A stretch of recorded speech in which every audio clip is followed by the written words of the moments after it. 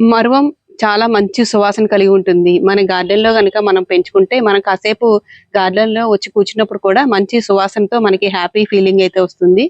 ఈ మరువం గనక పెంచుకుంటే చక్కగా మన గార్డెన్‌లో ఉండే పూలతో కలిపి పూలదండ కట్టుకుంటే చాలా కలర్‌ఫుల్‌గా బావుంటుంది. చాలామంది మరువాన్ని పెంచుకోవడానికి ఇష్టపడతారు. అయితే మరువం పెంచుకోవడంలో కొన్ని జాగ్రత్తలు తీసుకుంటే మొక్క గుబురుగా, హెల్తీగా పెరగడానికి బాగా హెల్ప్ అవుతుంది. దాని గురించి ఈరోజు వీడియోలో అయితే మనం తెలుసుకుందాం. నేను కళ్యాణి. వెల్కమ్ టు మీతో చెప్పాలని. ఈ మరువ మొక్కని నేను రీసెంట్ గానే ఒక 2 మంత్స్ బ్యాక్ అయితే తెచ్చుకోవడం జరిగింది. అయితే దీనికి ఎలాంటి సాయిల్ మిక్స్ యూజ్ చేయడం వల్ల మొక్క బాగా పెరుగుతుందనేది ఫస్ట్ అయితే మనం చూద్దాము. నేనైతే చాలా చిన్న మొక్కని తెచ్చుకున్నాను. దీనికి మెయిన్ గా ఏంటంటే సాయిల్ టెక్స్చర్ అనేది చాలా ఇంపార్టెంట్ అండి. సాయిల్ అనేది ఎప్పుడు కూడా గట్టిగా ఉండకూడదు. గట్టిగా ఉంటే మొక్క అనేది సరిగా పెరగదు. సాయిల్ మిక్స్ మనం కలుపుకునేటప్పుడే లూజ్ గా ఉండేలాగా కలుపుకోవాలి. అది కూడా కొంచెం ఇసుక శాతం ఎక్కువగా, అంటే కోకోపీట్ కంటే కూడా ఇసుకని కలుపుకోవడం అనేది బెస్ట్ ఆప్షన్. అంటే సాయిల్ తో పాటు కొంచెం వర్మీ కంపోస్ట్, కొంచెం ఇసుక కలిపి సాయిల్ మిక్స్ తయారు చేసుకోవాలి. అలా చేసుకుంటే మొక్క అనేది బాగా పెరుగుతుంది.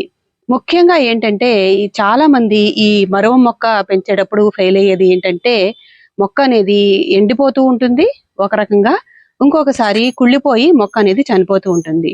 దానికి కారణం ఏంటంటే, ఎండిపోవడం అంటే మరీ ఎండ ఎక్కువగా ఉండే వేసవి కాలంలో కానీ, బాగా మరీ ఎక్కువ ఎండ తగిలే చోట దీన్ని పెట్టకూడదు. అలా కాకుండా మనం షేడెడ్ ఏరియాలో, బాల్కనీలో కూడా పెట్టుకోవచ్చు. ఒక 3-4 అవర్స్ ఎండ దీనికి సరిపోతుంది. అది ఒక పాయింట్. అంతేకాకుండా మొక్క కుళ్ళిపోకుండా ఉండాలంటే ఓవర్ వాటరింగ్ అనేది చేయకూడదు. వాటరింగ్ అనేది చూసుకొని చేసుకుంటూ ఉండాలి. ఈ డ్రైన్ హోల్స్ సరిగా ఉండాలి. మనం వేసిన వాటర్ మొక్క తీసుకున్నాక మిగిలినవన్నీ కూడా బయటికి వెళ్ళిపోతూ ఉంటే అప్పుడు మొక్క అనేది కుళ్ళిపోకుండా చక్కగా పెరగడానికి బాగా యూజ్ అవుతుంది. మనము నర్సరీ నుంచి తెచ్చుకోవాల్సిన అవసరం లేకుండా కొమ్మలతో కూడా దీన్ని ప్రాపగేట్ చేసుకోవచ్చు. ఇలా చూడండి, ఇవి ఇలా కొమ్మలైతే పెరుగుతున్నాయి. నేను ఈ మధ్య కొంచెం టైం సరిపోక దీన్ని అంతగా పట్టించుకోలేదు. కొమ్మలు ఇలా పొడవుగా పెరుగుతున్నాయి. మనం పూల కోసం వీటిని కట్ చేసుకుని ఇలాగా తుంపేసుకోవచ్చు. ఇలా తుంపేసుకొని మనం కట్టుకోవచ్చు. అప్పుడే మనం వీటిని, ఇలాంటివి ఉంటాయి కదా, వాటిని చిన్న చిన్న, ఇక్కడ చూడండి, ఇక్కడ నేను ఆల్రెడీ ఒక 3-4 పెట్టి ఉంచాను. ఈ చిన్న చిన్న కొమ్మలను మట్టిలో గుచ్చేయడం వల్ల దానికి వేర్లు వచ్చి మళ్ళీ చిన్న చిన్న మొక్కలు అనేవి తయారవుతాయి. అంటే ఈ కంటైనర్ నిండా కూడా మనం ఇలా పెరిగినటువంటి కొమ్మలను కట్ చేసి పెట్టుకోవడం వల్ల ఎక్కువ మొక్కలు వచ్చి మొత్తం కంటైనర్ అంతా కూడా ఇది బాగా స్ప్రెడ్ అయ్యి మొక్క గుబురుగా బాగా కనిపించడానికి బాగా యూజ్ అవుతుంది. అయితే ఈ మరువ మొక్కకి అసలు ఎలాంటి ఫర్టిలైజర్స్ ఇవ్వాలి, ఎన్ని రోజులకు ఇవ్వాలి అనేది కూడా మనం చూద్దాం. అది కూడా చాలా ముఖ్యమండి. ఫర్టిలైజర్స్ ఎక్కువగా మనం ఈ మరువ మొక్క అనేది ఆకుల కోసం పెంచుకుంటాం కాబట్టి ఎక్కువగా నైట్రోజన్ బేస్డ్ ఫర్టిలైజర్స్ ఇవ్వడం మంచిది. మరీ ఎక్కువగా ఫర్టిలైజర్స్ అయితే దీనికి అవసరం లేదండి. నెలకొకసారి కంపోస్ట్, మనం కిచెన్ వేస్ట్ తో తయారు చేసుకునేటువంటి కంపోస్ట్ ఇవ్వడం చాలా మంచిది. లేకపోతే వర్మీ కంపోస్ట్ అయినా సరే మరువ మొక్కకు ఇవ్వచ్చు. దానివల్ల దానికి కావలసినటువంటి పోషకాలు అందుతాయి. 15 రోజులకు ఒకసారి ఏదో ఒక లిక్విడ్ ఫర్టిలైజర్ ని ఇస్తూ ఉండాలి. మన ఇంట్లో మనం సాధారణంగా నైట్రోజన్ రిచ్ ఫర్టిలైజర్స్ గా మనం బియ్యం కడుగు నీళ్ళని ఒక 2 రోజుల పాటు పులియబెట్టి మైక్రోబ్స్ అవి బాగా పెరిగిన తర్వాత మొక్కలకు ఇస్తుంటాం కదా, అది కూడా మనం ఇవ్వచ్చు. 10 డేస్ కానీ 15 డేస్ కానీ దాన్ని అయితే ఇవ్వచ్చు. అదే కాకుండా కిచెన్ వేస్ట్ నానబెట్టి తయారు చేసుకున్న లిక్విడ్ ఫర్టిలైజర్స్ ని కూడా ఇవ్వచ్చండి. అలాగే ఉల్లిపాయ పొట్టు అవన్నీ కూడా ఈ మొక్కకి నీళ్ళలో నానబెట్టి చక్కగా ఈ ఉల్లిపాయ పొట్టును నానబెట్టి ఈ మొక్కలకు ఇవ్వచ్చు. అంతకంటే మరీ ఎక్కువ ఫర్టిలైజర్స్ అయితే అవసరం లేదు. ఈ కంపోస్టే కాకుండా దీనికి పెస్ట్ రాకుండా ఉండడానికి మనం వేపపిండి ఉంటుంది కదండి, ఆ వేపపిండిని మనం సాయిల్లో వేయచ్చు, లేదా దాన్ని లిక్విడ్ ఫర్టిలైజర్ గా తయారు చేసి కూడా మొక్కకు ఇవ్వచ్చు. ఈ వేపపిండిలో కూడా నైట్రోజన్ అనేది ఉంటుంది. దీన్ని వేయడం వల్ల కొంచెం తెగుళ్ళు నివారించడానికి కూడా ఇది బాగా ఉపయోగపడుతుంది. అలాగే మొక్కకు కావాల్సినటువంటి నైట్రోజన్ ని అందించడానికి కూడా ఉపయోగపడుతుంది. 15 డేస్ కానీ 20 డేస్ కానీ కొంచెం సాయిల్లో వేయాలి. అయితే వేసేటప్పుడు అంతకంటే ముఖ్యమైనది మనం ఒకటి తెలుసుకోవాలండి. ఏంటంటే సాయిల్ అనేది మనం లూజ్ చేసుకుంటూ ఉండాలి.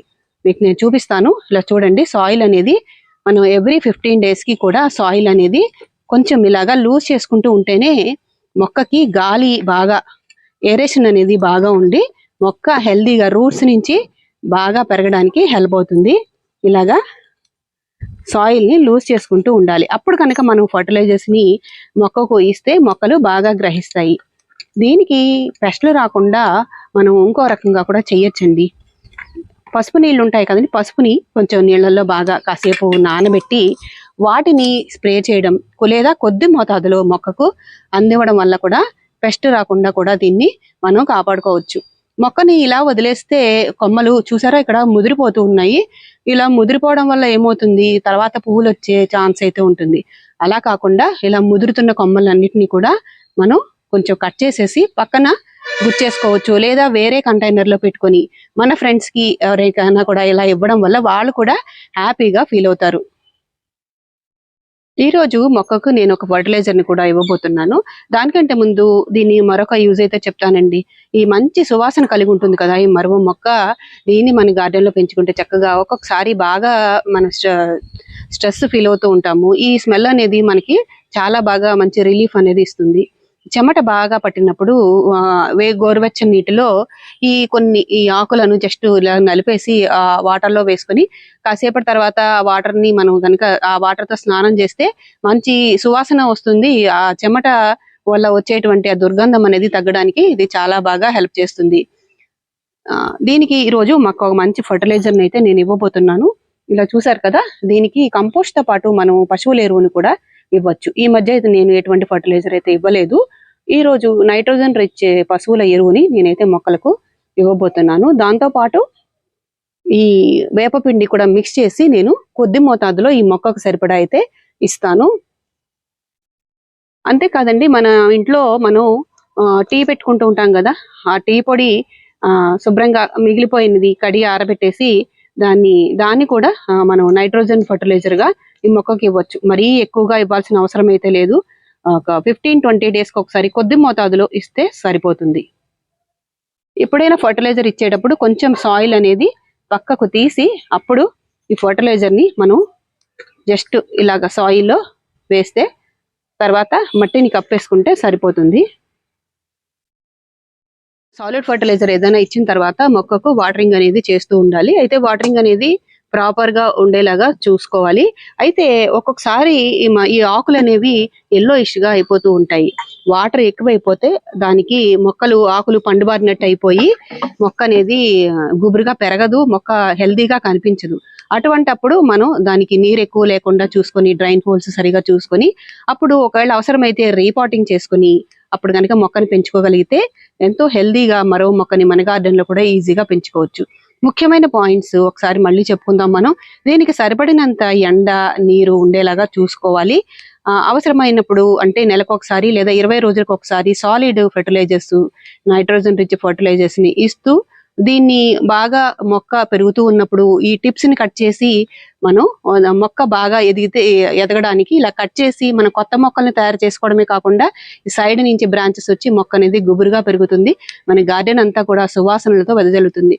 చక్కగా ఇలాగా వీటితో కొత్త మొక్కల్ని తయారు చేసి మీ ఫ్రెండ్స్ తో షేర్ చేయండి. చూసారు కదండి ఈ రోజు వీడియో ఎలా అనిపించింది? వీడియోని తప్పకుండా లైక్ చేయండి, మన ఛానల్ కి సబ్స్క్రైబ్ చేయండి. Thank you for watching.